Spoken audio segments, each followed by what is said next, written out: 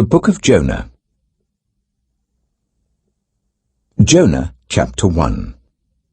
The word of the Lord came to Jonah, son of Amittai. Go to the great city of Nineveh, and preach against it, because its wickedness has come up before me. But Jonah ran away from the Lord and headed for Tarshish. He went down to Joppa, where he found a ship bound for that port. After paying the fare, he went aboard and sailed for Tarshish to flee from the Lord. Then the Lord sent a great wind on the sea, and such a violent storm arose that the ship threatened to break up. All the sailors were afraid, and each cried out to his own god. And they threw the cargo into the sea to lighten the ship. But Jonah had gone below deck, where he lay down and fell into a deep sleep. The captain went to him and said, "How can you sleep? Get up and call on your God. Maybe he will take notice of us, so that we will not perish." Then the sailors said to each other, "Come, let us cast lots to find out who is responsible for this calamity." They cast lots, and the lot fell on Jonah. So they asked him, "Tell us, who is responsible for making all this trouble for us? What kind of work do you do? Where do you come from? What is your country? From what people are you?" He answered, "I am a Hebrew, and I worship the Lord, the God of heaven, who made the sea and the dry land." This terrified them, and they asked, "What have you done?" They knew he was running away from the Lord, because he had already told them so. The sea was getting rougher and rougher, so they asked him, "What should we do to you to make the sea calm down for us?" "Pick me up and throw me into the sea," he replied, "and it will become calm. I know that it is my fault that this great storm has come upon you." Instead, the men did their best to row back to land, but they could not, for the sea grew even wilder than before. Then they cried out to the Lord, "Please, Lord, do not let us die for taking this man's life. Do not hold us accountable for killing an innocent man, for you, Lord, have done as you pleased." Then they took Jonah and threw him overboard, and the raging sea grew calm. At this, the men greatly feared the Lord, and they offered a sacrifice to the Lord and made vows to him. Now the Lord provided a huge fish to swallow Jonah, and Jonah was in the belly of the fish 3 days and 3 nights. Jonah chapter 2. From inside the fish, Jonah prayed to the Lord his God. He said, "In my distress I called to the Lord, and he answered me. From deep in the realm of the dead I called for help, and you listened to my cry. You hurled me into the depths, into the very heart of the seas, and the currents swirled about me. All your waves and breakers swept over me. I said, I have been banished from your sight, yet I will look again towards your holy temple.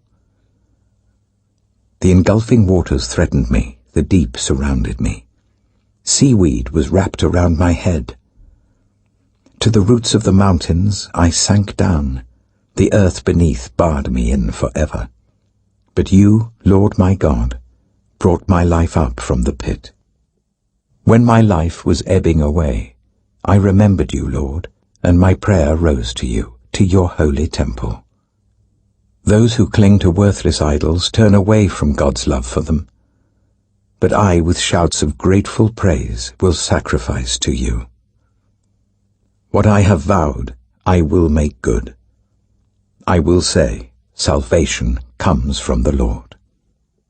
And the Lord commanded the fish, and it vomited Jonah onto dry land. Jonah chapter 3. Then the word of the Lord came to Jonah a second time. Go to the great city of Nineveh, and proclaim to it the message I give you. Jonah obeyed the word of the Lord and went to Nineveh. Now Nineveh was a very large city. It took 3 days to go through it.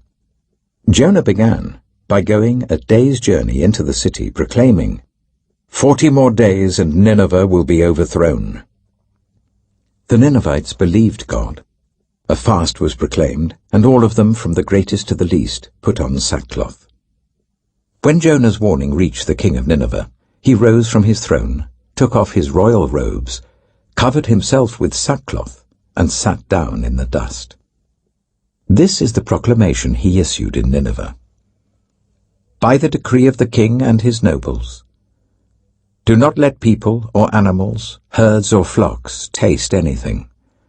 Do not let them eat or drink. But let people and animals be covered with sackcloth. Let everyone call urgently on God. Let them give up their evil ways and their violence. Who knows? God may yet relent and with compassion turn from his fierce anger so that we will not perish. When God saw what they did and how they turned from their evil ways, he relented and did not bring on them the destruction he had threatened. Jonah chapter 4. But to Jonah this seemed very wrong, and he became angry. He prayed to the Lord. "Isn't this what I said, Lord, when I was still at home? That is what I tried to forestall by fleeing to Tarshish. I knew that you are a gracious and compassionate God, slow to anger and abounding in love, a God who relents from sending calamity. Now, Lord, take away my life, for it is better for me to die than to live." But the Lord replied, "Is it right for you to be angry?" Jonah had gone out and sat down at a place east of the city. There he made himself a shelter, sat in its shade, and waited to see what would happen to the city. Then the Lord God provided a leafy plant and made it grow up over Jonah to give shade for his head to ease his discomfort. And Jonah was very happy about the plant. But at dawn the next day, God provided a worm, which chewed the plant, so that it withered. When the sun rose, God provided a scorching east wind, and the sun blazed on Jonah's head, so that he grew faint. He wanted to die, and said, "It would be better for me to die than to live." But God said to Jonah, "Is it right for you to be angry about the plant?" "It is," he said, "and I'm so angry I wish I were dead." But the Lord said, "You have been concerned about this plant, though you did not tend it or make it grow. It sprang up overnight and died overnight. And should I not have concern for the great city of Nineveh, in which there are more than 120,000 people who cannot tell their right hand from their left, and also many animals?"